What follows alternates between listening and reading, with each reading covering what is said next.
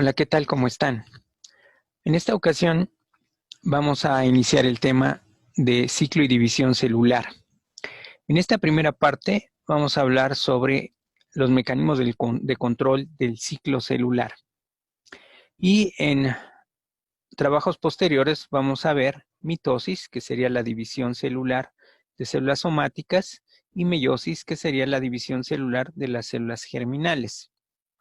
Es decir, las células que van a originar a los gametos, los óvulos o los espermatozoides.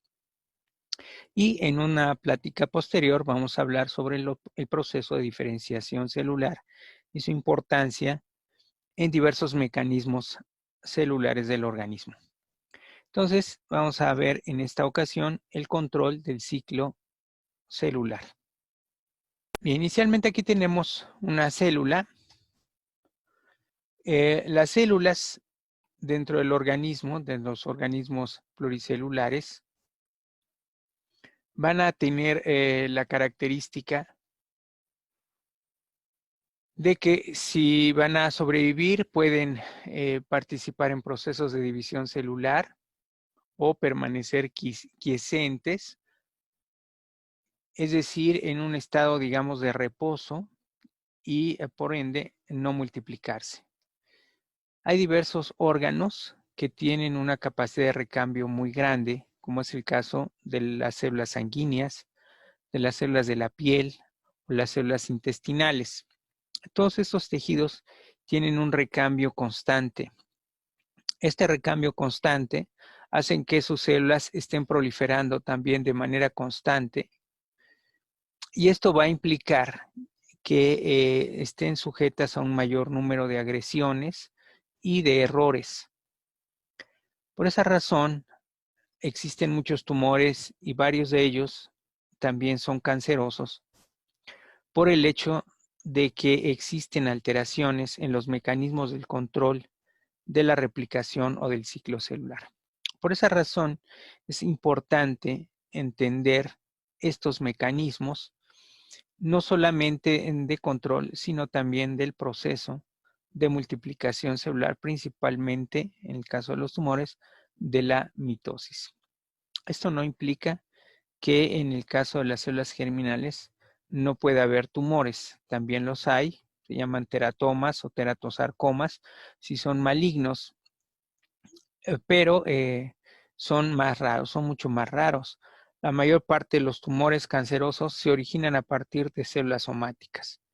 Entonces, las células del organismo tienen varias decisiones que tomar dependiendo del órgano donde se encuentren. Puede ser que la célula muera por apoptosis, que ya hemos mencionado que es una muerte selectiva, específica y que está genéticamente controlada, diseñada. Por otro lado, entonces tenemos células quiescentes que prácticamente no se multiplican, como sería el caso, por ejemplo, de las células musculares. Existen algunas variantes porque en el caso, por ejemplo, de las células musculares lisas del útero se pueden multiplicar, pueden crecer en volumen, también no solamente aumentar en número, sino aumentar en volumen bajo ciertas circunstancias, como es el caso de la gestación.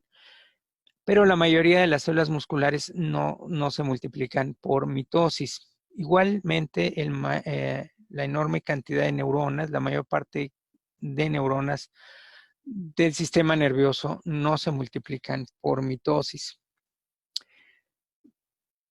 Pero existen algunas células que van a pasar por el ciclo celular y van a originar células hijas en este proceso.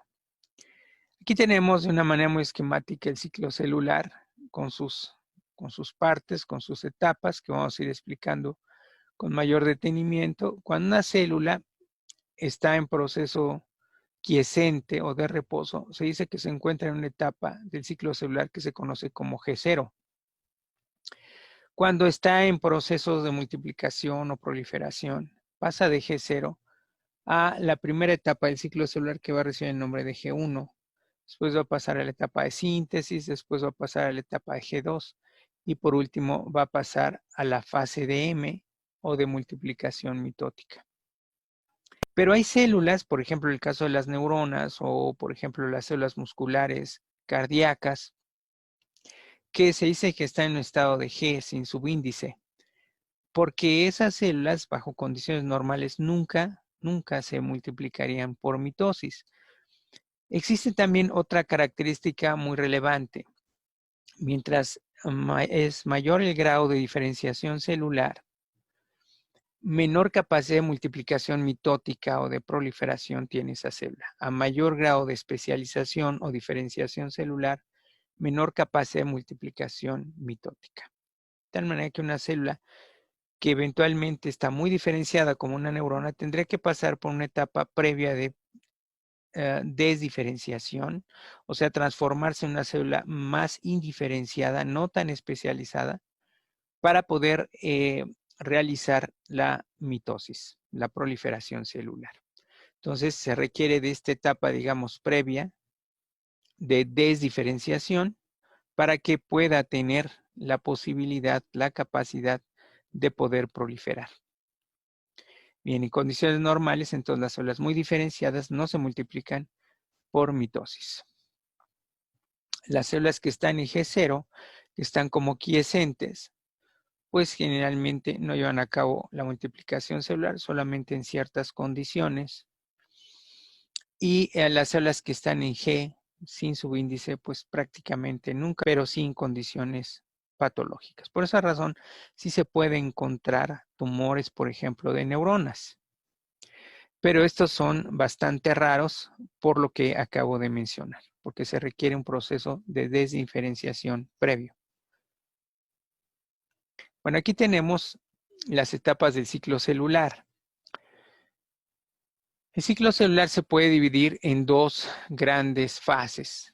La primera recibe el nombre de interfase y la segunda corresponde a la mitosis cuando hablamos de la multiplicación de las células somáticas, que son la mayor parte de las células del organismo, excepto las células germinales. Las células germinales, como ya sabemos, van a ser las células precursoras de los gametos, los óvulos o los espermatozoides. Entonces, en un ciclo celular normal vamos a tener la interfase y la fase de M o fase de mitosis.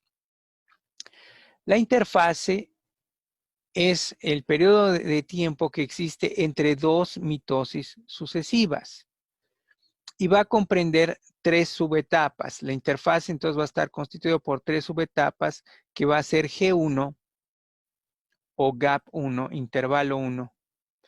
S, etapa de S o de síntesis, donde va a ocurrir la replicación del DNA. Y G2 o GAP2 o intervalo 2. Entonces, estas tres etapas, G1, S y G2, van a constituir la interfase. Posteriormente de G2 va a seguir la mitosis y posteriormente de la mitosis va a seguir nuevamente G1. Por esa razón, a G1 también se conoce como la etapa postmitótica. La fase de S o de duplicación es muy obvia, muy evidente, igual que la fase de M. Por esa razón, el periodo de tiempo, el intervalo que existe entre estos dos eventos, que es la fase de M y la fase de S o de duplicación del DNA, corresponden a G1, que es la etapa postmitótica, y G2, que es la etapa premitótica. Entonces son los intervalos o los periodos de tiempo existentes entre los dos eventos más evidentes de todo el ciclo celular, que sería la duplicación o etapa de S y la fase de M o de mitosis. En todo el ciclo celular, los únicos momentos en los que se pueden observar los cromosomas como tales, formados por dos cromátidas unidas por un centrómero, es durante la mitosis. Y el grado máximo de condensación de este DNA se va a observar en una subetapa de la mitosis, que es la metafase. Por esa razón, los cromosomas, cuando se estudian en la metafase y se le llaman cromosomas metafásicos. Pero bueno, entonces en las demás etapas de la interfase del ciclo celular, los cromosomas no se pueden ver como tales, de tal manera que están en forma de cromatina. están descondensados o desesterilizados, de tal manera que no se pueden observar las cromátidas y los centrómeros. Esta descondensación, ¿verdad?, de los cromosomas hacia cromatina, pues va a generar tanto la eucromatina como la heterocromatina. Ya sabemos que la eucromatina es la que es metabólicamente activa y la que va a contener los genes que se van a expresar en esa célula en particular, y la mayor parte de la expresión de estos genes va a ocurrir en G1, es donde se expresan generalmente los genes específicos de esa célula en G1, ¿sí? Y a lo largo de toda la interfase, pues vamos a encontrar cromatina. La heterocromatina, entonces, es la condensada o espiralizada, pero no tanto como para generar los cromosomas. La heterocromatina va a tener entonces aquellos genes, es un almacén de genes que no son expresados en ese momento por la célula, o material genético, DNA, que no contiene propiamente genes. De ahí entonces que tenemos la heterocromatina constitutiva, que sería aquella que es prácticamente estructural, que no contiene genes, y la heterocromatina facultativa, que almacena aquellos genes que esa célula en particular, de acuerdo a su grado de diferenciación o especialización, pues no expresa. Podemos ver también en esta imagen que en G1 tenemos un par de centriolos en el centrosoma o centro celular, y después de la etapa de síntesis, en G1 comienzan a duplicarse los centriolos. La mayor parte de la duplicación de los centriolos ocurre en la etapa de síntesis, aunque el término de S o de síntesis no corresponde a la duplicación de los centriolos, sino a la duplicación del DNA. En G2, entonces, ya tenemos avanzada la duplicación de los centriolos, no ha concluido, pero concluye ya al final de G2. Entonces, la duplicación de los centriolos comienza en G1, la mayor parte de esta duplicación ocurre en los centriolos, y ya en G2 termina la duplicación. De hecho, la duplicación de los centriolos es el primer evento, el motivo, que indica que la célula va a multiplicarse por mitosis.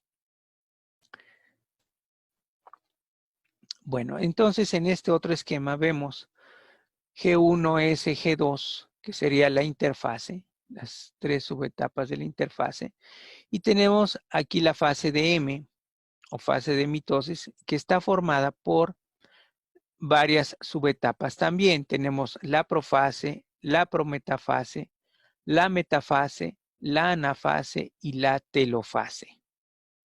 Sí, bueno, existe una forma sencilla de recordar estas subetapas de la mitosis. El algoritmo de prométeme, Ana, telefonearme.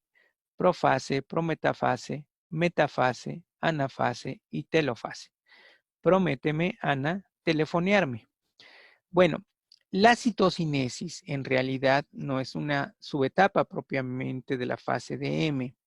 La citocinesis consiste en la fragmentación del citoplasma, la división del citoplasma para cada una de las dos células hijas, de tal manera que la división celular o la mitosis tiene una etapa o una parte muy importante en donde el material genético se va a distribuir de manera simétrica en ambas células hijas, que recibe el nombre genérico de cariocinesis. Entonces, una cosa es la cariocinesis, la fragmentación o la división del material genético en dos para cada una de las dos. Y otra es la citocinesis. La citocinesis es la fragmentación del citoplasma para separar esas dos células hijas. Generalmente la cariocinesis cursa con la citocinesis. La citocinesis se da principalmente en la última etapa propiamente de la cariocinesis o de la fase de M, que sería la telofase. De tal manera que se va a dividir tanto el material genético como el citoplasma, pero el tamaño de cada una de las células hijas va a ser la mitad que el tamaño de la célula original, de la célula madre, vamos a llamarle así, que no hay que confundir el término de célula madre con el de célula troncal, son cosas diferentes. Entonces, la célula madre va a originar dos células hijas y estas células hijas van a ser la mitad del tamaño de la original. gracias a la citocinesis. En ocasiones existen células en donde puede ocurrir la cariocinesis, pero no se realiza la citocinesis. ¿Cuál es el resultado de esto? Que vamos a tener después de esta etapa del ciclo celular, después de que se lleve a cabo la fase de M, vamos a tener ahora una célula binucleada. ¿Por qué? Porque no se separó el citoplasma y entonces no se generaron dos células hijas, sino que se generó una célula con dos núcleos, es decir, una célula binucleada. En algunos órganos, estas células binucleadas son normales, como puede ser en las células cardíacas, en los miocitos estriados cardíacos, ¿no?, que forman la mayor parte del miocardio. También las podemos encontrar en el hígado. En el hígado también puede haber células binucleadas y son completamente normales. ¿Por qué están? Pues porque ocurrió una cariocinesis, pero no ocurrió la citocinesis.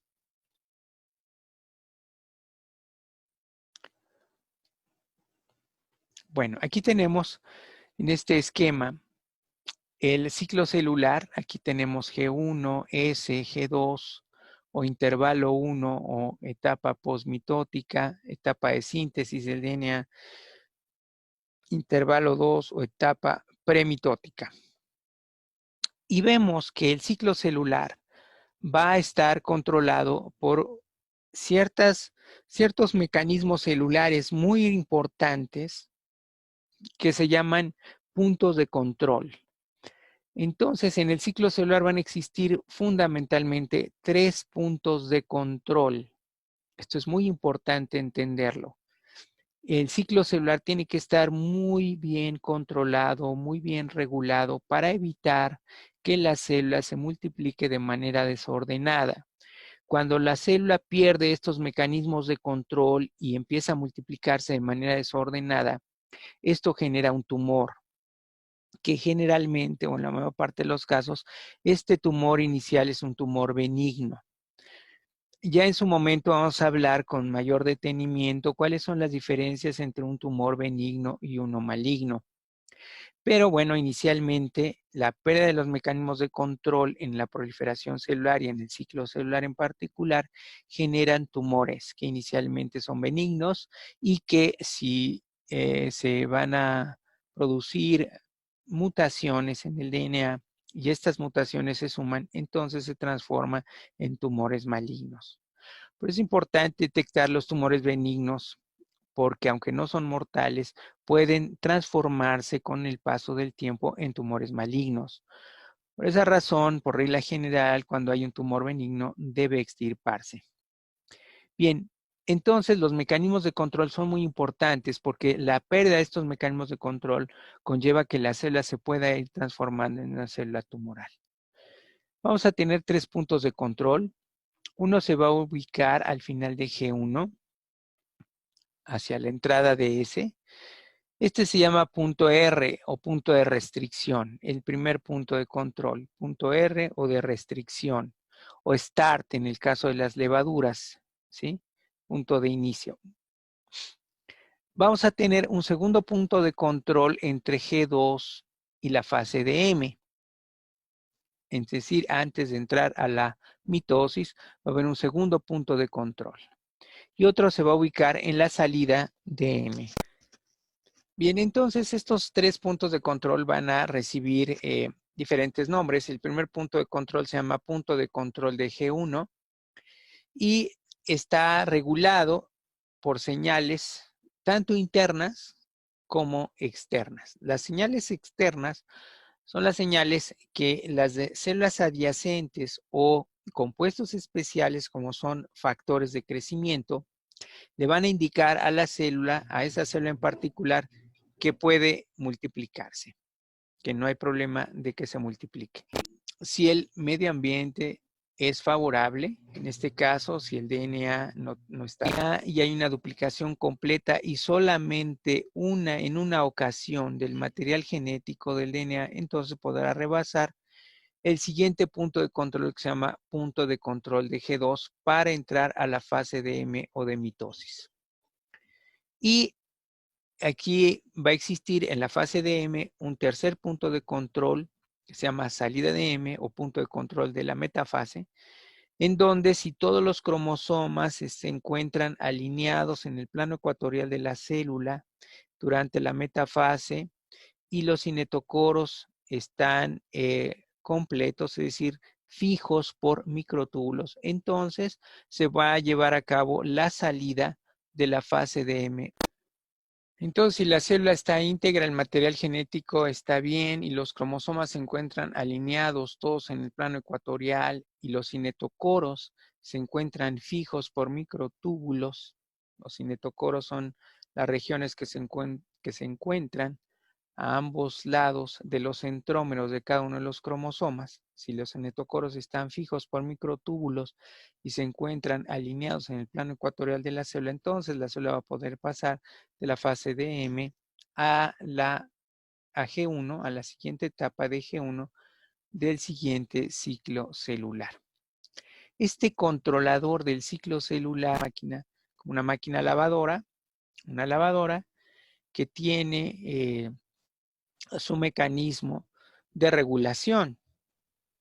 De tal manera que en los procesos habituales que lleva a cabo una lavadora, no se puede llevar a cabo una segunda etapa, una tercera etapa, sin que se haya realizado la primera. Un orden estricto en las actividades que realiza la lavadora. Igualmente, no se puede llevar a cabo la duplicación del material genético si previamente este material genético no se ha comprobado que no tenga, ¿sí? Que no tenga errores, modificaciones, mutaciones. Si está alterado el DNA, entonces no se puede duplicar. La duplicación del DNA tiene que ser exclusivamente una sola vez por cada ciclo celular. Una y solo una ocasión en cada ciclo celular se va a duplicar el DNA. Si se completa de manera adecuada, sin errores, esta duplicación, entonces la célula podrá pasar en G2, en donde va a verificar que efectivamente esto haya sucedido. Si es así, entonces podrá pasar a la mitosis. Y si todos los cromosomas están alineados en el plano ecuatorial y están unidos a los microtúbulos correspondientes, entonces podrá pasar de la metafase a la fase de M para la siguiente G1 del siguiente ciclo celular y así de manera sucesiva. Entonces este controlador tiene como finalidad verificar que en cada una de las etapas previas se haya llevado de manera adecuada. ¿Sí? Bien, es un mecanismo de control específico. Entonces aquí nuevamente vemos el controlador, vemos la fase DM, G1, S y G2. ¿Sí? Entonces para que pueda rebasar la célula en un ciclo celular normal, la etapa de G1 o posmitótica, tendrá que haber una actividad promotora para la fase de S. Una vez que rebasa este primer punto de control que se llama punto de control de G1 o R o punto de restricción o start, en el caso particular de las levaduras, entonces va a pasar a la etapa de síntesis donde va a ocurrir la duplicación del DNA, el cual va a ocurrir de manera completa y una sola vez por ciclo, y entonces pasará después a G2. Una vez que se haya verificado que no haya lesiones en el DNA, que no haya mutaciones, que se hayan duplicado, que el material genético esté íntegro y en buen estado, entonces va a haber actividad promotora para la mitosis y la entrada a la fase de M o de mitosis. Una vez que se ha completado la división, ¿sí? La cariocinesis, la repartición del material genético en las dos células hijas, y todos los cromosomas están alineados y fijos por sus cinetocoros o por microtúbulos unidos a los cinetocoros en el plano ecuatorial, podrá pasar o rebasar esta etapa de la fase de M para eventualmente pues terminar de manera completa la fase de M y llegar nuevamente a G1 del siguiente ciclo celular. Bueno, estos mecanismos de control, estos puntos de control, van a estar determinados por varios eventos y varias proteínas. Las proteínas que van a intervenir en la regulación del ciclo celular se pueden dividir en dos grandes grupos. Son un gran número de proteínas, pero digamos que los principales protagonistas del proceso se llaman CDKs o cinasas dependientes de ciclina. CDK son por sus siglas en inglés que significan cinasas dependientes de ciclinas. Entonces son cinasas. ¿Qué es lo que hacen las cinasas? Son enzimas que agregan grupos fosfatos, es decir, que se van a encargar de reacciones de fosforilación. Las cinasas van a fosforilar a otras proteínas. Pero estas cinasas no van a tener actividad catalítica o de fosforilación si no están unidas a otras proteínas cuya concentración va a ir variando a lo largo del ciclo celular. Entonces, en ciertas etapas del ciclo celular, la concentración va a ser máxima, va a ser mucha, y en otras etapas va a ser mínima. Estas proteínas que van variando de manera cíclica a lo largo del ciclo celular van a recibir el nombre de ciclinas. Entonces, las CDKs van a ser dependientes de las ciclinas. Si las ciclinas no están presentes, la CDK no puede actuar, no puede tener actividad catalítica. Y estas reacciones de fosforilación realizadas por las CDKs son las que van a ir permitiendo que la célula vaya a ir avanzando a lo largo del ciclo celular. En este ciclo celular vemos entonces la interfase G1-S-G2 con sus subetapas, ¿no? G1-S-G2. Vemos la fase de M. Vemos también G0. G0 cuando la célula no va a duplicarse de manera quiescente, va a abandonar el ciclo celular y va a entrar en G0. Si la célula eventualmente prácticamente nunca se multiplica, va a estar en estado de G. Si eventualmente tiene una potencialidad de multiplicarse en un momento dado, cuando reciba las señales adecuadas, entonces va a estar en G0. Y de G0 va a retornar nuevamente al ciclo celular para llegar nuevamente a G1. Entonces vamos a tener ciclinas y CDKs. La ciclina D va a estar principalmente actuando en G1. También vamos a encontrar otro tipo de ciclina que aquí vemos de color verde oscuro. Las ciclinas D van a estar de color verde claro. De color verde oscuro vamos a tener las ciclinas ES, y estas dos van a actuar. La primera que va a actuar va a ser la ciclina D, se va a denominar ciclina G1. Después va a actuar la ciclina E, que se llama ciclina G1 diagonal S, ¿sí? Diagonal S, que es la que va a permitir que pase de G1 o intervalo 1 posmitótico a la etapa de S o de síntesis. Después en la etapa de síntesis va a actuar la ciclina A, Entonces, esta CDK se llama CDKS cuando está actuando la ciclina A.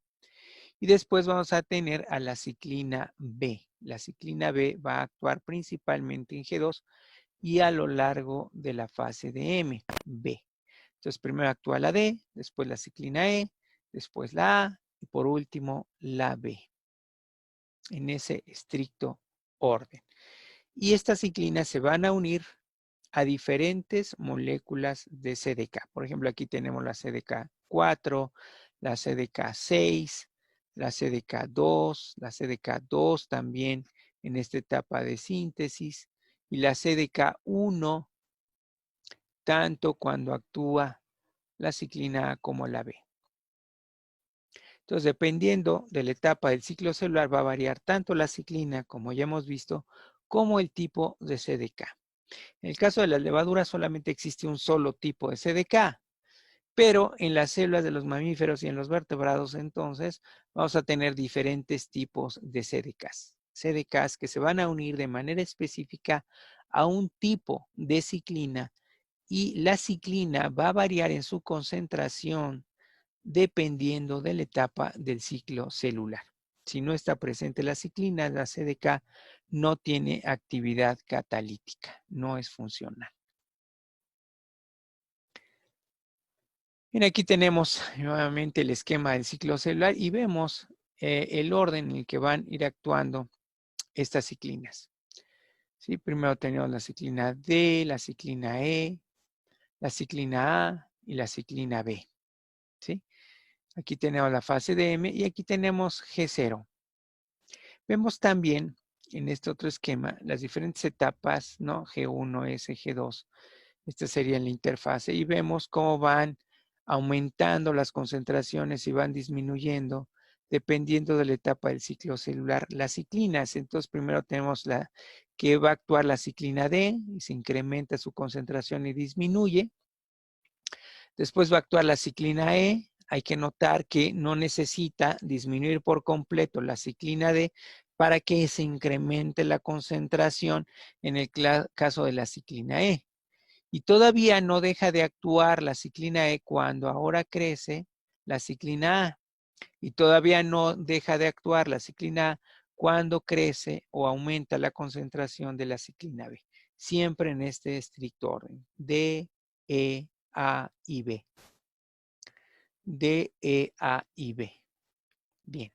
Y aquí vemos los diferentes tipos de CDKs en el caso de los vertebrados de los mamíferos, como algunos son predominantes, por ejemplo, en la fase de M y en G2, la CDK1, y la 4, la 6, la 2, a lo largo de G1 y S, como vemos aquí. Entonces va a haber diferentes tipos CDKs que se van a unir a diferentes tipos de ciclinas. Bueno, aquí está lo que yo les mencionaba. En el caso de la levadura, vamos a tener un tipo exclusivo de CDK. Siempre va a ser el mismo CDK que va a ser la CDK1. ¿Sí? Mientras que en las células de los mamíferos, que es la que nos interesa, vamos a tener diferentes tipos de CDKs. CDK4, 6, CDK2, CDK2, CDK1. De control. Los puntos de control entonces es de G1, G2 y dentro de la fase de M. Particularmente entre la metafase y la anafase va a existir el tercer punto de control o de la fase de M.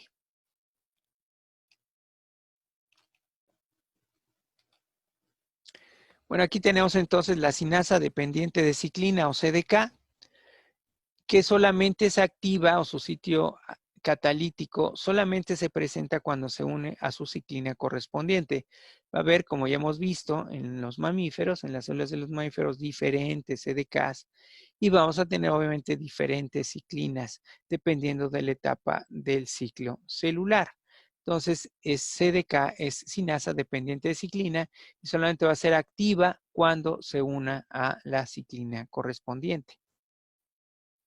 Dependiendo entonces de la etapa del ciclo celular, pues vamos a tener diferentes CDKs y diferentes ciclinas. Por ejemplo, tenemos aquí la CDK G1S, ¿sí? Que le va a permitir pasar el primer punto de control, el punto R, o en el caso de las levaduras Start, ¿sí? Que va a ser la ciclina básicamente E, ¿ok? No la D está antes, la E va a estar aquí. Después tendríamos la ciclina A, que sería esta, está en color rojo, que permite que la célula pase o lleve a cabo la mayor parte de la duplicación y entonces se va a llamar CDKS, ¿sí? Que es la CDK unida a la ciclina A. Después tendríamos la ciclina B, ya después de S, cuando está en G2 y le va a permitir pasar a la fase de M. Entonces, CDKM, se le llama CDKM, y la ciclina va a ser la ciclina B. Entonces, esto le va a permitir pasar de G2 a M y de esta manera ya estar en la fase de mitosis. ¿Sí? Ok. Para salir, entonces, va a requerir del último punto de control que se ubica entre la metafase y la anafase. ¿Qué va a pasar con las ciclinas? Dependiendo de la etapa del ciclo celular, pues las ciclinas se van a degradar. Por esa razón es que primero se incrementa la concentración. Cuando se incrementa la concentración se va a unir a su respectiva CDK y va a hacer que la CDK tenga actividad catalítica. ¿Cuál es la actividad catalítica de la CDK? pues fosforilar, agregar grupos fosfatos. Y estos grupos fosfatos que se van a ir agregando a lo largo del ciclo celular sobre diferentes proteínas van a regular las diferentes etapas del ciclo. Es decir, los diferentes eventos del ciclo celular van a estar determinados por reacciones de fosforilación que van a ser llevadas a cabo por CDKs que se encuentran activas, es decir, que se encuentran unidas a sus ciclinas respectivas. Pero, como hemos visto, aumenta la concentración de la ciclina y después disminuye. ¿Por qué disminuye? Porque las ciclinas se degradan. Muchas de estas ciclinas van a ser ubiquitinizadas y al ser ubiquitinizadas, como ya hemos visto en otras ocasiones, en otras pláticas, quedan marcadas para la muerte. Es decir, quedan marcadas para que puedan ser degradadas en los proteosomas. Los proteosomas se ubican en el citoplasma. De tal manera que una vez que la ciclina ha sido ubiquitinizada, poliubiquitinizada, es marcada para que sea degradada por el proteosoma. Una vez que la ciclina es degradada, la CDK queda inactiva. Y entonces ya respectiva. Una vez que ha llevado a cabo las fosforilaciones y los eventos moleculares necesarios para el paso, por ejemplo, de G1 a S, pues entonces tendrá que degradar la ciclina igual por un proceso de poliubiquitinización para que pueda ser llevado al proteosoma y pueda ser degradado. La CDK correspondiente queda entonces en estado inactivo y así sucesivamente. Entonces, tanto una CDK como una ciclina correspondiente solamente va a poder actuar una vez y en una sola etapa de todo el ciclo celular. Y la forma en la que van actuando estas CDKs unidas a sus ciclinas van a ser de manera consecutiva, dependiendo de las etapas por las que va avanzando la célula a lo largo del ciclo celular. Bueno, aquí tenemos entonces los diferentes complejos CDK ciclinas que ya hemos mencionado. CDK G1, CDK G1S, CDKS y CDKM, con sus respectivas ciclinas. En el caso de CDK G1 es la ciclina D, en el caso de la CDK G1S es la ciclina E, CDKS es la ciclina A y CDKM es la ciclina B. ¿Sí? Bueno, hay que mencionar que en el caso de los vertebrados, la ciclina D, existen 3 variedades por lo menos de ciclina D, de 1, de 2, de 3. Y las variantes de CDKs con las que interactúa la ciclina D, la CDK4 y la CDK6, como ya hemos visto. La CDKG1S va a actuar la ciclina E y la CDK propiamente dicha es la CDK2. Igual que la CDK2 junto con la ciclina S va a constituir la CDKS. Mientras que la CDKM va a intervenir la ciclina B y va a corresponder a la CDK1. En el caso de las levaduras existen otra nomenclatura. La importante pues sería esta, la de los vertebrados, donde se encontrarían pues los mamíferos domésticos y las aves domésticas. Bueno, para el primer punto de control, entonces aquí tenemos un comparativo entre levaduras y células eucariontes. En las levaduras se llama el punto de control, el primer punto de control G1 se llama start o de inicio. Mientras que en las células eucariontes superiores, en los vertebrados, en los mamíferos, en las aves, se le llama punto R o punto de restricción. Igual se conoce también como punto de control G1. Entonces, la célula va a rebasarlo y va a pasar de G1 a la etapa de S o de duplicación del DNA, después a G2, donde va a encontrarse el segundo punto de control y después en la fase de M. Las CDKs, además de la unión a la ciclina, que le va a permitir tener su actividad catalítica, es decir, la CDK, si no está unida a la ciclina, no tiene actividad catalítica, va a requerir de fosforilaciones. Esto es muy importante entender porque la CDK es una cinasa, va a fosforilar a otras proteínas. Y lo va a hacer siempre y cuando esté unida a su ciclina correspondiente. Y va entonces a fosforilar diferentes sustratos que son una serie de proteínas que eventualmente van a actuar en una etapa determinada del ciclo celular. Esta intervención ordenada de estas diferentes proteínas fosforiladas son las que van a ir conduciendo a la célula a lo largo del ciclo celular. Pero resulta que la CDK va a tener diversos mecanismos de regulación. Para que una CDK esté activa, va a tener varios requisitos.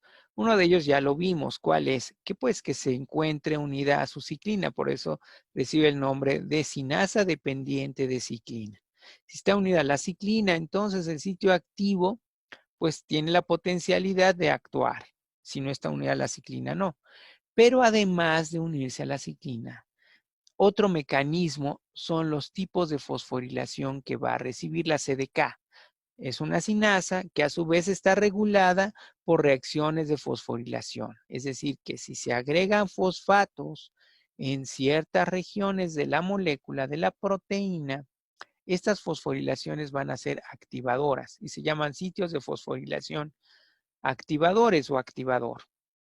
Vamos a tener también otras regiones, treoninas y tirosinas, que se encuentran en otra región de la misma CDK, que se llaman sitios de fosforilación inhibidores. Entonces, las CDKs, además de unirse a las ciclinas, van a requerir de ser fosforiladas en las regiones activadoras, pero que no estén fosforiladas en los sitios de fosforilación inhibidores. ¿Quién las va a fosforilar a las CDKs? Pues otras cinasas, porque las cinasas son las que catalizan estas reacciones de fosforilación. Entonces es una cinasa que va a fosforilar a otra cinasa, ya sea para activarla, estoy hablando en esta segunda cinasa de la CDK, entonces ya sea para activar a esa cinasa o para inhibirla. Entonces, estas cinasas, va a haber cinasas activadoras y va a haber cinasas inhibidoras. ¿Qué pasa si tiene un fosfato activador, pero tiene además los fosfatos inhibidores? Pues la CDK no va a tener actividad catalítica. ¿Qué es lo que va a requerir? Pues va a requerir en primera instancia unirse a la ciclina correspondiente, estar fosforilada en el sitio activador y no estar fosforilada en los sitios inhibidores. Vamos a tener otras cinasas activadoras. Se conocen como CAK. CAK. Estas van entonces a fosforilar, van a agregar igualmente grupos fosfatos, pero en los sitios activadores. Sin embargo, a pesar de que CAK ha agregado el fosfato en el sitio activador, si se encuentran los fosfatos en los sitios inhibidores, la función de la CDK está inactiva. Entonces, va a requerir forzosamente de que se eliminen los fosfatos en los sitios inhibidores. ¿Quién va a eliminar estos fosfatos en los sitios inhibidores? Pues una fosfatasa. Las fosfatasas tienen como sustratos los fosfatos y los van a eliminar. Entonces, las fosfatasas tienen actividad de desfosforilación. Las cinasas fosforilan, las fosfatasas van a desfosforilar. Entonces se va a requerir de la participación de una fosfatasa, en este caso se conoce como CDC25, la que va a eliminar los fosfatos inhibidores. Entonces una fosfatasa que elimina los fosfatos inhibidores y entonces ya tenemos a la CDK unida a su ciclina adecuada, fosforilada en el sitio activo y desfosforilada en los sitios inhibidores. Con estas características, la CDK entonces sí ya tiene actividad catalítica y ya puede actuar sobre sus sustratos para fosforilarlos. Entonces, dependiendo del tipo de CDK y la ciclina en la que esté unida, va a fosforilar a diferentes substratos, que son proteínas, otros diversos tipos, variantes de proteínas que son las que en realidad al estar fosforiladas se van a activar y van a conducir a la célula a lo largo del ciclo celular. Vemos nuevamente que tenemos un fosfato en la región, digamos, activadora y no existen fosfatos en las regiones inhibidoras. En estas condiciones, entonces, la CDK es activa, unida a la ciclina con sus fosfatos con los fosfatos en las regiones activadoras y con la ausencia de los fosfatos en las regiones inhibidoras. Entonces, dependiendo del tipo de ciclina, serán diferentes sustratos que a su vez van a ser fosforilados y con lo cual la célula va a ir realizando los diferentes eventos a lo largo del ciclo celular. Bueno, aquí tenemos entonces la CDK en forma inactiva. Tenemos aquí la ciclina. La ciclina entonces va a potencializar la actividad catalítica, pero en este caso tenemos la participación de una cinasa activadora, una CAK, una CAC o CAK, que va a favorecer la fosforilación de la región activadora. Con lo cual, entonces, la CDK ya va a tener actividad catalítica. ¿Por qué? Pues porque no tiene los fosfatos en regiones inhibidoras, tiene el fosfato en la región activadora y a su vez está unida a su ciclina correspondiente. Con todos estos elementos, la CDK tiene actividad catalítica.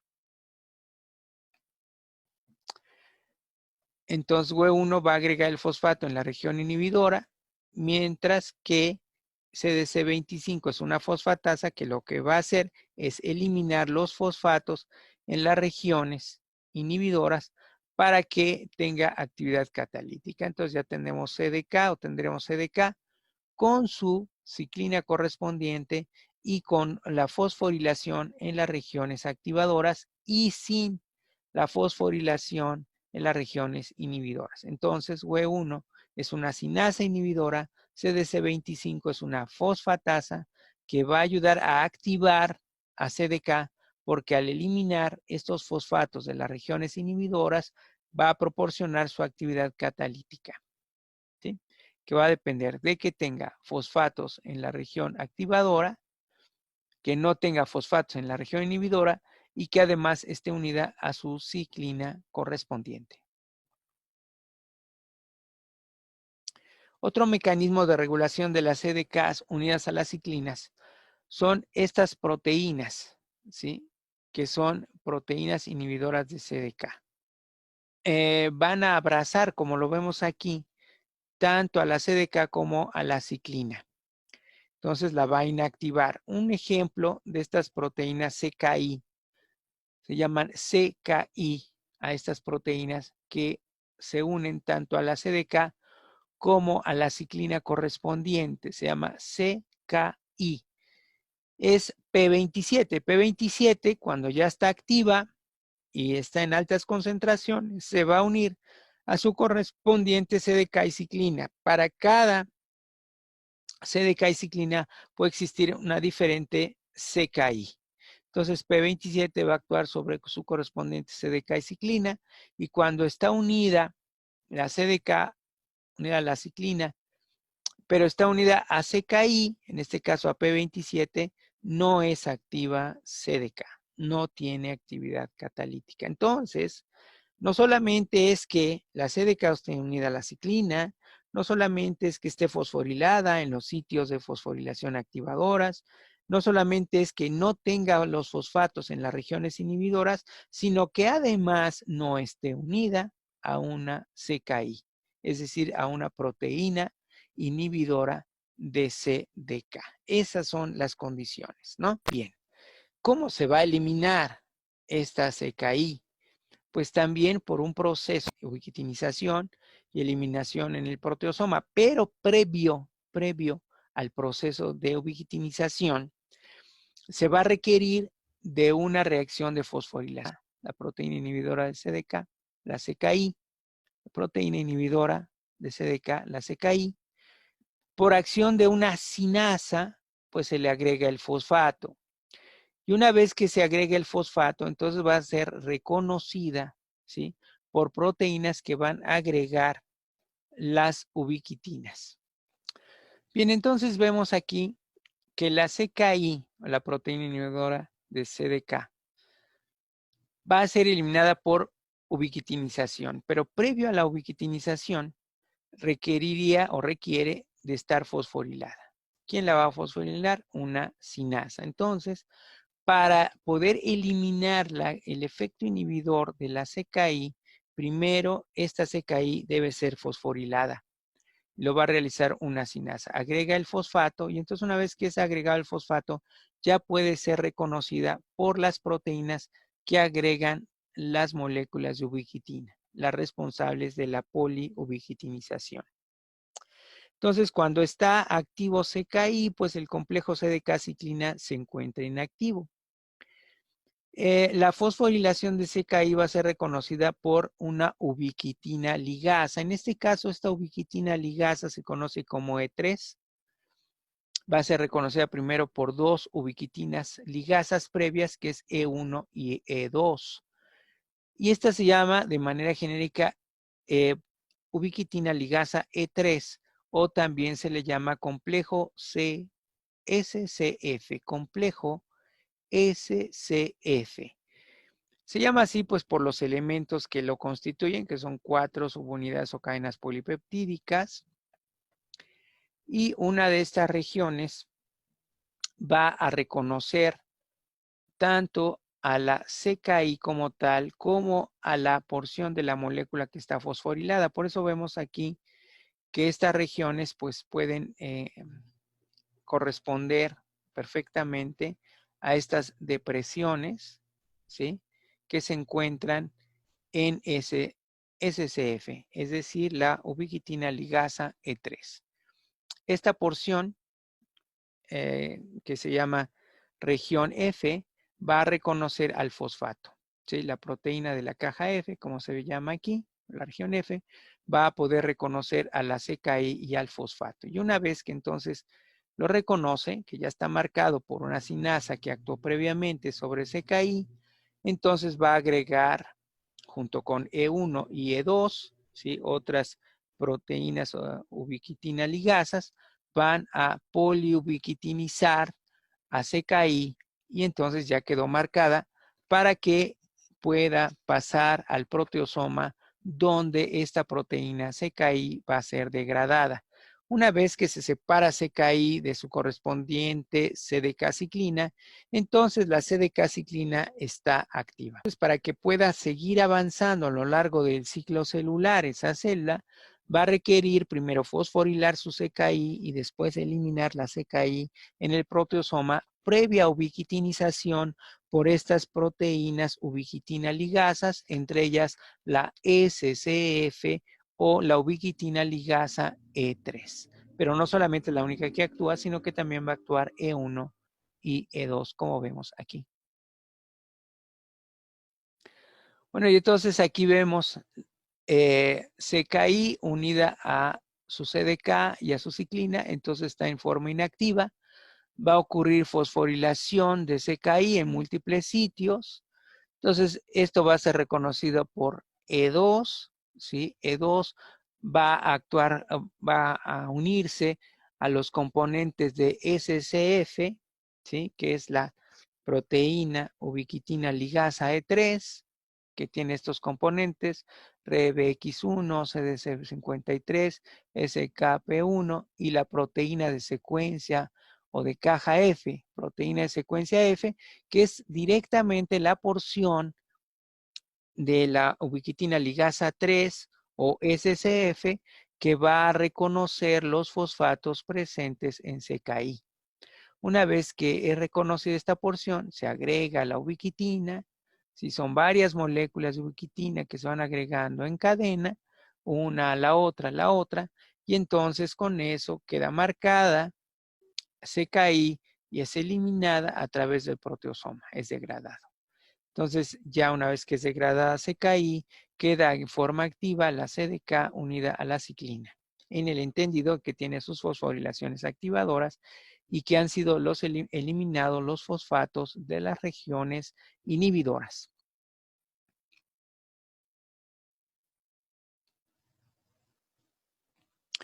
Bien, otro mecanismo de regulación del ciclo celular que es bastante importante se debe a esta proteína que se llama RB. Se llama proteína RB porque se proteína del retinoblastoma. Así se llama el tumor de la retina, retinoblastoma. Entonces, esta proteína es muy importante porque en la mayor parte del ciclo celular, como vemos, la mayor parte de G1, S, G2 y la fase de M, en todas estas partes del ciclo celular, RB está en forma inactiva. Y la forma inactiva de RB se debe a que está fosforilada. Entonces, la forma inactiva de RB es cuando está fosforilada. ¿Quién va a fosforilar RB? Ahorita lo vamos a ver, pero obviamente es una sinasa. Entonces, cuando RB está unida a los fosfatos está en forma inactiva y solamente va a ser activa en G1. Entonces, en G1, RB está en forma activa y la forma activa está desfosforilada, es decir, no tiene fosfatos unidos covalentemente a la proteína. Cuando se unen estos fosfatos, RB se transforma en forma inactiva y RB en forma inactiva va a estar presente en la mayor parte del ciclo celular. De tal manera que RB en forma activa solamente va a estar presente en G1, en la primera etapa de G1. Va a ser muy importante la participación de RB. Esta proteína de RB, como vamos a ver, es una proteína supresora de tumores que va a participar en los mecanismos de regulación y para evitar pues que se generen tumores, entre ellos el cáncer. Entonces las proteínas del tipo de RB, proteínas supresoras de tumores, van a intervenir principalmente en G1, no únicamente, pero sí preferentemente de manera muy importante en G1. RB entonces es una proteína supresora de tumores, al igual que otra proteína muy importante que se llama P53. RB y P53 van a ser proteínas supresoras de tumores. Entonces aquí vemos G1 y S dentro de las etapas del ciclo celular y vemos que al inicio va a estar activa aquí y obviamente vemos que la proteína está desfosforilada, no tiene fosfatos. Cuando RB está en forma activa, se va a unir a otra proteína o va a secuestrar otra proteína que recibe el nombre de E2F, proteína E2F. La proteína E2F en realidad es un factor de transcripción necesario para que la célula pueda avanzar a lo largo de G1. Si RB está en forma activa, entonces mantiene secuestrada a E2F y entonces al estar secuestrada E2F no se lleva a cabo la transcripción de ciertos genes necesarios para que la célula avance a lo largo de G1. Entonces se va a requerir de inactivar a RB, la proteína del retinoblastoma. Y lo va a hacer una CDK ciclina, unida obviamente a su ciclina, con su fosfato activador y sin sus fosfatos inhibidores, que es una CDK ciclina G1. Obviamente aquí la ciclina que está participando es la ciclina D. La ciclina D, que es la primera que actúa. Entonces, cuando la ciclina D se une a su correspondiente CDK, forma la CDK G1 y esta va a fosforilar a RB. Una vez que fosforila a RB, va a provocar con esta fosforilación un cambio conformacional de tal manera que ya no puede reconocer a E2F, este factor de transcripción. Entonces, va a quedar E2F libre y va a actuar, es decir, va a actuar como factor de transcripción, por lo que se van a expresar otros genes necesarios para que la célula pueda transitar a G1. Estos genes, los F, van a ser CDKs y ciclinas que van a participar o que corresponden a CDK G1S. Entonces va a ser la ciclina E básicamente y CDK actuar la ciclina A que va a participar junto con su CDK y que corresponde a una CDKS. Entonces, la transcripción de genes determinado por la proteína E2F ya en estado libre va a permitir la transcripción la formación del mensajero, la traducción, es decir, la síntesis de ciclinas. La ciclina E, que se une a su CDKG1S, y la ciclina A, que se va a unir a su ciclina S. Y esto va a permitir que la célula transite por G1 hacia la etapa de síntesis o duplicación del DNA. Entonces, finalmente y de manera resumida, la participación de E2F ya es en estado libre, sin su unión a RB, va a permitir la transcripción, la expresión de genes, tanto del tipo CDKG1S como CDKS, lo cual va a conllevar a la célula a duplicar su material genético en la etapa de síntesis. Bueno, aquí vemos este mecanismo. Vemos aquí RB que está unido a E2F. Aquí RB está en forma activa, es decir, no está fosforilada. Cuando está fosforilada RB, se une a E2F. E2F entonces queda inactivo. Gracias a la participación de CDK ciclinas D, o sea G1, CDK G1, ¿sí? La CDK 4,6 unida a la ciclina D, que correspondería a la CDK G1, va a fosforilar a RB. Entonces, al fosforilar RB lo va a inactivar. RB inactivo ya no tiene afinidad por E2F y ya no puede secuestrar a E2F. 2F queda libre y entonces al actuar como un factor de transcripción va a favorecer la expresión de los genes tanto de la ciclina E como de la ciclina A. Y entonces esta expresión de la CDK2 unida a la ciclina E va a generar una retroalimentación positiva porque CDK2 unida a la ciclina E, es decir, una CDK G1S, que es la ciclina E unida a su correspondiente CDK, va a favorecer un mayor número de fosforilaciones de RB. Y al aumentar el número de moléculas de RB fosforiladas y en estado inactivo, entonces va a favorecer la liberación de un mayor número de moléculas de E2F, con lo cual se va a expresar un mayor número de genes para la ciclina E y la ciclina A, y entonces esto genera una retroalimentación positiva. Como aquí RB no solamente es fosforilada, ¿verdad? Por CDK unida a la ciclina B, es decir, CDKG1, sino también por CDK unida a la ciclina E, es decir, CDKG1 diagonal S. Ambas CDKs unidas a sus correspondientes ciclinas van a poder fosforilar RB. Y RB entonces libera E2F, E2F se produce en mayor cantidad o está presente en estado libre en mayor cantidad, lo que va a favorecer una retroalimentación positiva como vemos aquí.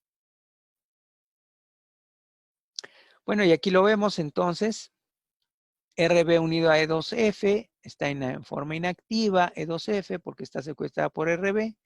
Cuando es fosforilada por CDK ciclina D y CDK ciclina E, entonces ahora RB está en forma inactiva porque está fosforilada, ya no tiene afinidad por E2F.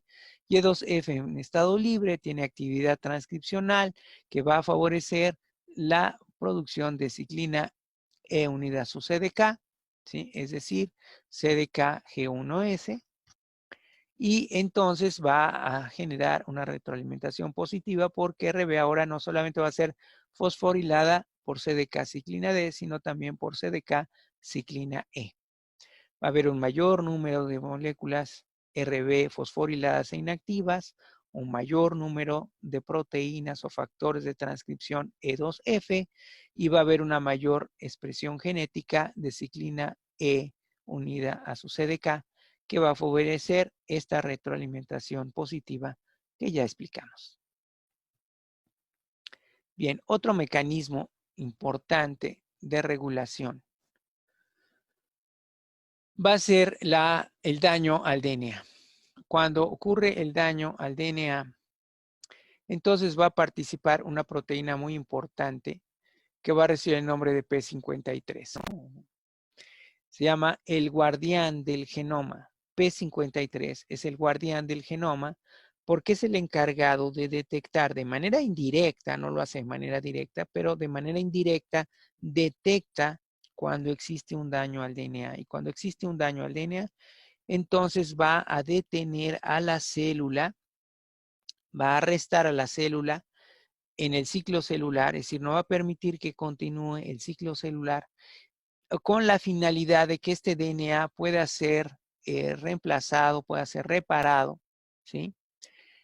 Y si no ocurre esta reparación del DNA, entonces uh, la célula o queda arrestada en el ciclo celular, en G1 particularmente, o bien la célula es destinada a morir por apoptosis. Entonces, esas son las dos opciones. Cuando hay un daño al DNA, es detectado de manera indirecta a través de la activación de estas sinasas que se llaman ATM y ATR, que van a actuar sobre otras sinasas que se llaman CHK1 y CHK2, o sea, se da una cascada de fosforilaciones, originado principalmente por el daño al DNA. Primero se activan las sinasas ATM y ATR, después las sinasas CHK1 y CHK2, y estas entonces ya van a activar por fosforilación, o sea, fosforina P53, y P53 ya una vez fosforilada está activa y estable. Ahorita vamos a explicarlo. Entonces, de manera indirecta, cuando un daño al DNA por una cascada de fosforilaciones se activa P53, por esa razón se le llama el guardián del genoma. Cuando hay una lesión al DNA, invariablemente se va a activar P53, el guardián del genoma, y la acción de P53 es expresar genes que van a arrestar a la célula en G1, que no van a permitir que la célula transite a lo largo del ciclo celular, sino que quede arrestada en G1, con la finalidad de que pueda repararse el daño al DNA, con lo cual se inactivaría P53. Si no ocurre esta reparación en este daño del DNA, entonces la célula es conducida a morir por apoptosis. Entonces P53 o arresta la célula en G1 y evita que continúe el ciclo celular, o si no es reparado el daño, lleva a la célula a morir por apoptosis. Bien, vemos entonces aquí a P53 en estado inactivo que se encuentra desfosforilada y que se une a otra proteína que se llama MDM2. MDM2 entonces se une normalmente a P53, pero cuando P53 está en estado inactivo. Cuando P53 está en estado inactivo, se une entonces a MDM2, y MDM2 lo que va a hacer es favorecer la ubiquitinización de P53. Entonces, la ubiquitinización de P53 o la poliubiquitinización de P53 va a favorecer su degradación, como ya sabemos, en un proteosoma. La degradación entonces de P53 es constante siempre y cuando P53 esté en estado inactivo. ¿Y en qué condiciones está en estado inactivo? Cuando está P53 desfosforilado.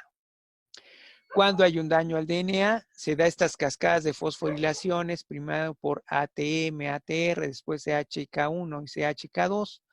Se fosforila P53 y entonces al fosforilar se pasa a un estado activo y estable. Ya en estas condiciones, ya MDM2, que es la proteína que normalmente ubiquitiniza P53, ya no tiene afinidad por P53 y se separa. Entonces, MDM2 se separa de P53, P53 ya fosforilada está en forma activa y estable, y P53 va a actuar como un factor de transcripción para la expresión de ciertos genes, entre ellos P21. P21, una vez que es transcrito y es procesado el premensajero, se transforma en el mensajero, y una vez que pasa al citoplasma es traducido y se genera la proteína P21. P21 en realidad es una CKI, es una proteína inhibidora. ¿sí? De CDK. Es una CKI. Y de tal manera que se une a su correspondiente CDK y ciclina, como es la G1S, ¿sí? Y la CDKS. Y entonces este complejo CKI unida a CDK y su ciclina correspondiente, como sería G1S y S, inactiva a CDK, de tal manera que la célula queda restada en G1 y no puede pasar a la etapa de síntesis, a la duplicación del DNA. ¿Por qué es importante?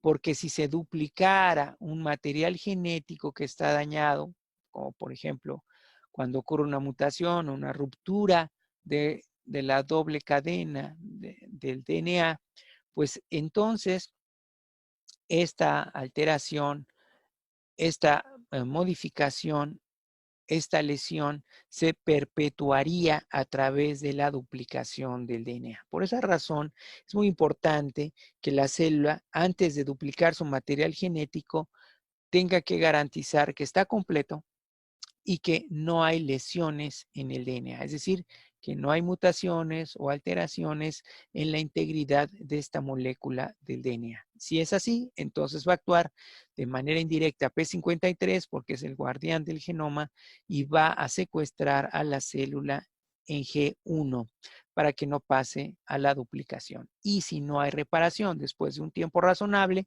entonces la célula es conducida a morir por apoptosis. Es preferible que la célula muera a que se perpetúe en el genoma este daño. Este daño puede representar para la célula la producción de tumores e incluso el desarrollo del cáncer. Por eso P53 es una proteína supresora de tumores. Bien, entonces en esta imagen vamos a analizar ahora otro mecanismo de regulación, que es la maquinaria de duplicación del DNA y que va a permitir esta maquinaria, este ensamblaje de esta maquinaria pasar la célula, que la célula pase de G1 a la etapa de S. Primero vamos a tener el origen de duplicación, el ORI. Hay múltiples sitios de origen o replicones en las células eucariontes, como ya hemos visto. Cada ORI es un ARS, es decir, es una secuencia de replicación autónoma. También se les llama ARS, secuencia de replicación autónoma. Esta secuencia de replicación autónoma o el ORI es reconocido por un complejo proteico que se llama ORC. ORC significa complejo de reconocimiento del origen.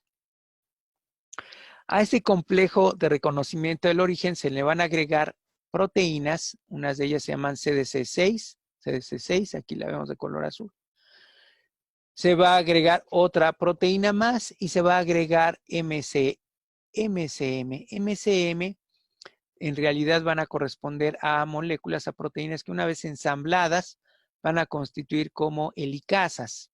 Las helicasas, como ya sabemos, van a separar la doble hélice, que es un factor muy importante, un evento muy relevante, necesario, previo a que pueda ocurrir la duplicación del DNA. Entonces, en G1, para que pase de G1 a S, tiene que estar el ORC, el complejo de reconocimiento del origen, y CDC6, además de otras proteínas, y MCM. Una vez que llegan aquí, a los dos extremos, se va a formar este conjunto que se llama complejo prerreplicativo. Entonces, el complejo prerreplicativo va a estar formado por ORC y otro conjunto de proteínas, entre ellas CDC6 y MCM. Y una vez que esté el complejo prerreplicativo, entonces la célula puede pasar de G1 a C. Lo que vemos es que se va a fosforilar CDC6 y se va a quitar. CD6 fosforilado ya no tiene afinidad por ORC, es decir, por el complejo de reconocimiento del origen, y va a eliminarse, se va a degradar posteriormente, ¿sí? Porque va a ser ubiquitinizado y eliminado, ¿sí? CDC6. Pero además se va a fosforilar los ORCs. Va a haber dos ORCs, una vez que se separa el DNA, va a llegar otro ORC y los dos se van a fosforilar. Se fosforilan solamente una vez por ciclo, de tal manera que estos ORCs quedan marcados para no poder participar más en ese ciclo celular. sino hasta el siguiente. Entonces, en el siguiente tendrá que llegar otro ORC que no esté fosforilado y el orden de eventos que estamos describiendo aquí. De tal manera que esto va a garantizar que el DNA solamente se pueda duplicar una sola vez, exclusivamente una sola vez en cada ciclo celular. Va a permanecer fosforilado ORC a lo largo de G2. Bueno, vemos aquí ya en orden cómo el ORIC o el ARF, la secuencia de reconocimiento de replicación autónoma, va a ser reconocida por el ORC, el complejo de reconocimiento del origen. Se va a unir CDC6 y CDT1. CDC6 y CDT1 se van a unir por pares, o sea, dos moléculas de CDC6 se unen de manera, como vemos aquí, alternada, no en la misma cadena. Y CDT1 también dos moléculas de manera alternada. De tal manera que cada una de las dos cadenas del DNA van a tener su CDC6 y su CDT1, ¿no? Su CDC6, su CDT1 correspondientes. ¿Sí? Bien. Después vemos las moléculas de MCM, que son helicasas, MCM, las helicasas hacia los extremos, y todo este conjunto de ORCs, dos moléculas o dos proteínas de CDC6 y CDT1, van a constituir el complejo prereplicativo, que va a ser indispensable para que la célula pueda transitar de G1 hacia S. Se tiene que formar el complejo prereplicativo que tiene dentro de su composición al complejo de reconocimiento del origen o también llamado ORC. ORC más otros elementos constituye el complejo prereplicativo. Y cuando se forma, entonces la célula ya podrá pasar de G1 a S. Aquí lo vemos, entonces ya puede pasar a S y van a participar entonces las CDKs S, ¿no? Las necesarias para que la célula pase a la etapa de S. Es CDK unida a una ciclina E, que sería la CDK S, la ciclina E. Entonces se unen y va a fosforilar esta CDK ciclina tanto a CDC6, al fosforilarla va a ser después ubiquitinizada y va a ser degradada, ¿sí? Se va a degradar CDC6 fosforilada por proteólisis y va a fosforilar también a las dos moléculas de ORC. Una vez que ocurre la separación por la presencia del complejo prereplicativo, el complejo prereplicativo, particularmente las proteínas MC, van a actuar como helicasa, separan las dos cadenas, las MCM. Entonces, actúan en los complejos prerreplicativos, uno en cada extremo, se fosforilan las dos ORCs, una para cada cadena, y las MCM van a actuar como helicasas en cada uno de los extremos, y de esta manera entonces se va a fosforilar las ORC. Tanto la fosforilación de CDC6 como de las ORCs, de las dos proteínas CDC6, como de las dos ORCs, van a permitir que estos eventos, la duplicación, solamente puedan ocurrir en una sola ocasión en cada ciclo celular. De tal manera que la célula garantiza que va a ocurrir la duplicación del DNA solamente en una sola ocasión en cada ciclo celular. Una vez que ha ocurrido, que se ha completado la duplicación del DNA, entonces los complejos ORC van a quedar fosforilados, van a permanecer fosforilados a lo largo de G2 y la fase de M, con la finalidad de que no puedan ser vueltos a utilizar en otra etapa de duplicación. Es decir, que durante G2 y M no podrá ocurrir nuevamente una duplicación del DNA. solamente podrá ocurrir durante la etapa de S o la etapa de síntesis, en ningún otro momento del ciclo celular, y solamente va a poder ocurrir una sola vez por cada ciclo. Una vez que la célula pase de la fase de M al siguiente ciclo celular de G1, entonces tendrá que ser sustituido este ORC por otro ORC no fosforilado, y solamente va a poder ser fosforilado hasta la etapa de S, de tal manera que de esta forma se garantiza que solamente este evento de duplicación ocurra una sola vez por ciclo y que ocurra exclusivamente durante la etapa de S.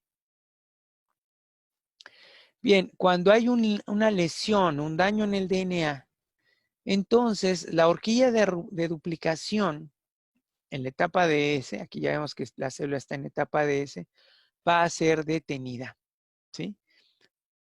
Va entonces a activarse un punto de control de replicación y entonces no va a poder pasar de G2 a la fase de M. Va a quedar arrestada la célula en G2 mientras este daño al DNA no sea reparado. Si no se repara el daño, ya sabemos entonces que la célula va a transitar hacia la apoptosis. Bueno, también hay que recordar que la duplicación del DNA va a ser en realidad incompleta. En cada ciclo de duplicación del DNA se va a ir acortando los extremos de los cromosomas, que son los telómeros, a menos que las células expresen una enzima que es la telomerasa. Aquí tenemos la investigadora Carol Glader junto con otra investigadora, Elizabeth Blackburn y Jack Sostakis, fueron los que obtuvieron el premio Nobel por el descubrimiento de la telomerasa. La telomerasa fue descubierta en diciembre de 1984 y curiosamente se descubrió en Navidad, el 25 de diciembre de 1984.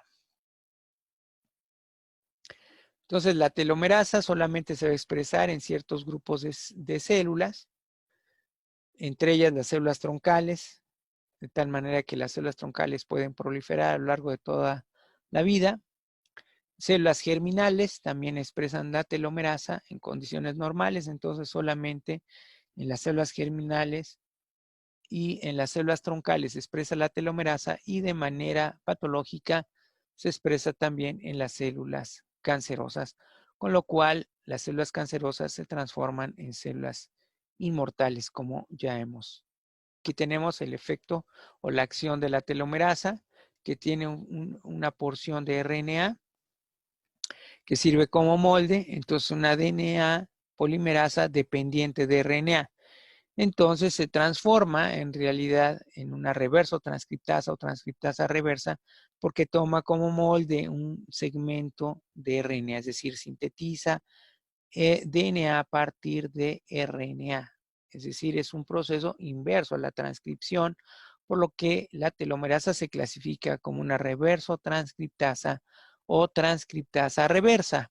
Entonces toma como molde este pequeño fragmento de RNA que forma parte de la misma proteína y va extendiendo de esta manera el DNA. Después llega otra proteína, otra DNA polimerasa, y completa la cadena de la cadena restante, ¿sí? Y de esta manera va extendiendo el telómero, y esto hace que la célula se transforme en una célula inmortal, porque ya no va a tener la dependencia de irse acortando y entrar al llamado índice de Hayflick, que es la cantidad o el número total de multiplicaciones mitóticas que puede llevar a cabo una célula en particular, sino que va a superar este índice de Hayflick, lo que se conoce también con el nombre de senescencia celular replicativa. Ya no va a tener esta, digamos, restricción, ¿sí?, de la senescencia celular replicativa, porque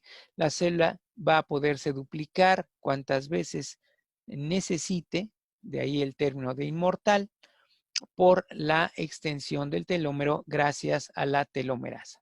En condiciones normales, en cada ciclo de duplicación, el telómero se va acortando hasta que ya no puede acortarse más y se alcanza el llamado índice de Hayflick, que es el número máximo de multiplicaciones mitóticas que una célula somática puede llevar a cabo.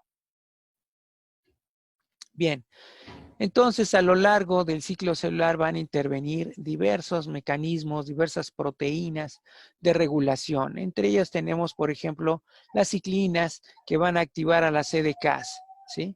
Y de esta manera, entonces, se va a requerir que las CDKs tengan fosforilaciones activadoras y que no tengan fosforilaciones inhibidoras, que además no se encuentren unidas a las CKIs o proteínas inhibidoras de CDK. Pero además, entonces, bueno, van a participar estas sinasas activadoras o sinasas inhibidoras. Entonces, todos estos mecanismos, además de la participación de otras enzimas fosfatasas que van a eliminar aquellos fosfatos que se encuentran en las regiones inhibidoras, van a permitir la participación activa de las CDKs unidas a las ciclinas. Todos estos mecanismos de regulación son muy importantes para que las proteínas CDK activas, fosforiladas y unidas a sus ciclinas correspondientes puedan actuar sobre los sustratos respectivos y estos sustratos ya fosforilados y en forma activa son las proteínas que van a ir conduciendo, las que van a ir haciendo las transformaciones necesarias para que la célula siga avanzando a lo largo del ciclo celular.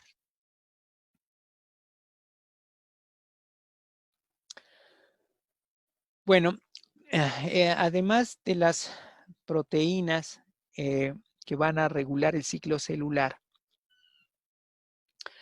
las proteínas supresoras de tumores, existen otro grupo de proteínas que favorecen desafortunadamente la proliferación celular.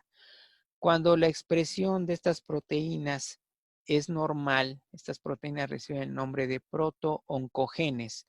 Protooncogenes. Cuando los protooncogenes se expresan de manera normal y regulada, pues la célula avanza también de manera normal a lo largo de sus ciclos celulares fisiológicos. Sin embargo, cuando hay una expresión excesiva de estos protooncogenes, generalmente esto ocurre cuando ocurre una mutación en estos protooncogenes, entonces el protooncogen se va a transformar en una proteína normal que recibe el nombre de oncogen. La expresión excesiva de estos protooncogenes o de los oncogenes van a generar una cadena, una cascada de señalización que va a dar como resultado la producción de ciertas proteínas, entre ellas tenemos ARF. ARF va a actuar sobre MDM2. Hay que recordar que MDM2 se caracteriza porque se une a P53 y la va a ubiquitinizar normalmente cuando P53 está en estado inactivo, ubiquitiniza a P53, P53 entonces es degradada en los proteosomas y no es activa. Cuando hay una expresión excesiva de este oncogen llamado MYC, hay varios de ellos, JONC, MYC, en fin, se produce ARF. ARF entonces se une a MDM2, lo va a secuestrar y al secuestrar MDM2 entonces va a dejar activo a P53. P53 no solamente va a requerir que no esté unido a MDM2, sino que esté fosforilado. Entonces ya se encuentra activo y estable P53, que es un factor de transcripción.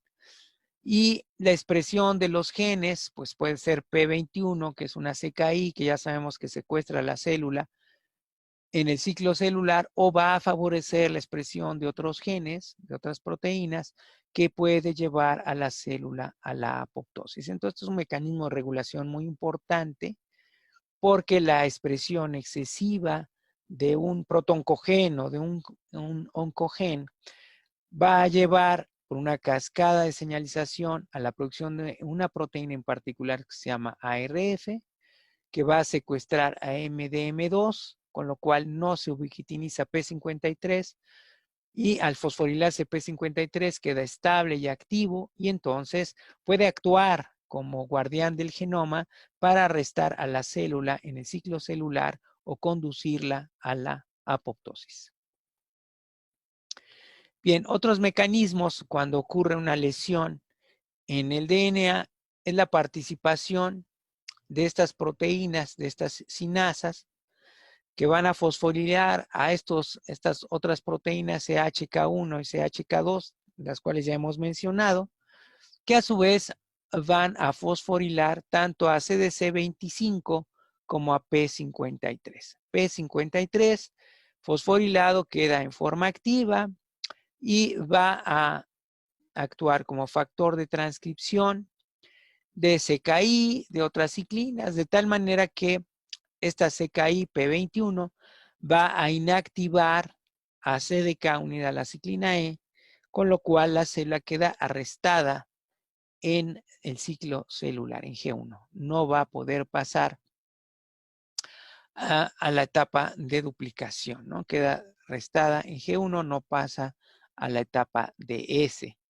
Pero por otro lado, la fosforilación de CDC25 va a inactivarlo a CDC25, que era una fosfatasa. ¿Se acuerdan ustedes? CDC25 era una fosfatasa que quitaba los fosfatos inhibidores y favorecía la expresión o la activación de CDK unida a su ciclina correspondiente. Entonces, CDC25, al estar fosforilado, no puede tener actividad de fosfatasa, sino que es marcada, es poliubiquitinizada y va a ser degradada en el proteosoma, con lo cual también CDK ciclina E queda en forma inactiva. Entonces, mediante estos dos mecanismos, la fosforilación de CDC25 y la fosforilación de P53, va a favorecer la inactivación de CDK ciclina E, con lo cual la célula queda arrestada en el ciclo celular y no pasa de G1 a S, como ya hemos explicado. Además, P53, si no hay reparación del DNA, va a favorecer que la célula muera por apoptosis. Bien, entonces a lo largo de las diferentes etapas del ciclo celular van a participar las diferentes ciclinas unidas a sus CDKs y cada una de estas etapas van a ser inhibidas o favorecidas por diferentes señales, tanto extracelulares como intracelulares. Dentro de las señales extracelulares es que el ambiente sea favorable, que reciba las señales de proliferación celular adecuadas y que no existan daños al DNA o algunas alteraciones que lo impidan. Si la célula no ha recibido las señales de proliferación, la célula en condiciones normales no se multiplicaría por mitosis. Entonces, cuando recibe las señales favorables, tanto externas como internas, entonces la célula puede continuar a lo largo del ciclo celular. Pero uno de los eventos más importantes que evitan en condiciones normales que la célula prolifere es el daño al DNA. Entonces, cuando ocurre el daño al DNA, como ya hemos explicado, la célula queda secuestrada en G1 y no pasa a la etapa de síntesis, o puede quedar incluso secuestrada en la etapa de S, como hemos visto, al no avanzar la horquilla de duplicación. Puede detenerse también por medio de la CDK ciclina M, ¿sí? Cuando no se ha completado la duplicación del DNA, no puede pasar de G2 a M. Y finalmente, en la etapa de M, en la etapa de mitosis, también todos los cromosomas tienen que estar alineados y tienen que estar fijos por microtúbulos para que pueda pasar de metafase a anafase en el último punto de control del ciclo celular, en donde va a participar un complejo, el cual vamos a hablar en la siguiente plática, que se llama APC, que se llama complejo promotor de la anafase o APC. Bueno, eso lo veremos ya en la próxima clase, donde analizaremos el último punto de control. Bueno, estos fueron los libros que utilizamos en esta ocasión, la bibliografía consultada para esta plática. Y bueno, con esto damos por concluida la misma. Muchas gracias por su atención. Que estén todos ustedes muy bien.